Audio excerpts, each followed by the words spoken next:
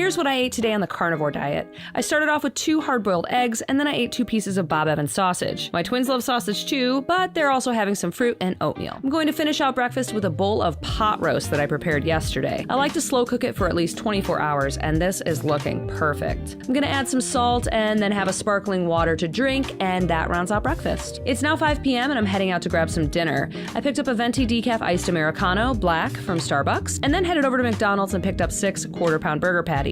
I ended up eating 4.5 of them. And that's what I ate today on the carnivore diet. Like and subscribe for more.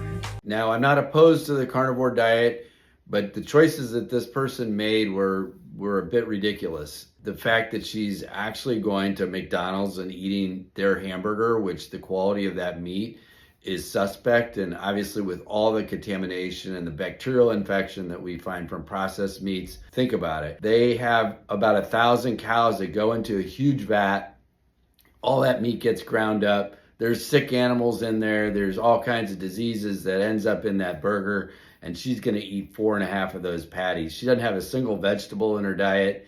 On top of that, she stopped at Starbucks at the end of the day to drink a black coffee, which is actually going to raise cortisol levels, which is going to cause a release of glucose, which is going to raise insulin, which is actually contradictory to the types of effects that you're trying to achieve with the carnivore ketogenic diet.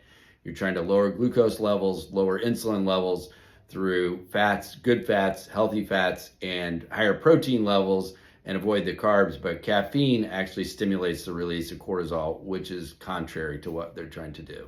This is really a poor representation of a healthy diet, in my opinion. My criticism is that, in a purely carnivore type diet, you're going to negatively impact your microbiome. So your microbiome interacts with your immune system. It produces a lot of metabolic byproducts, and that also affects your DNA and lots of other signaling systems within the body.